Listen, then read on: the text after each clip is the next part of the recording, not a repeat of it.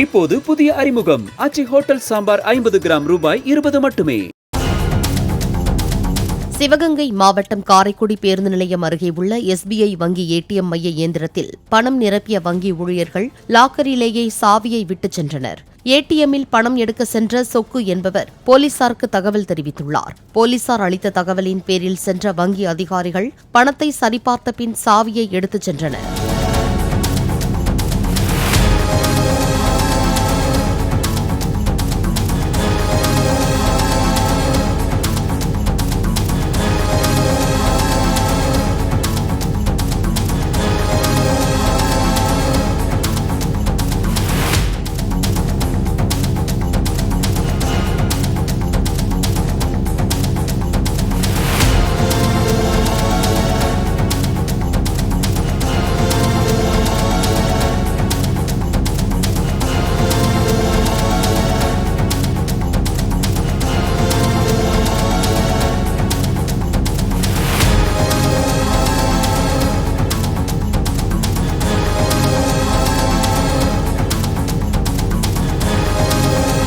இப்போது புதிய அறிமுகம் ஆச்சி ஹோட்டல் சாம்பார் 50 கிராம் ரூபாய் 20 மட்டுமே.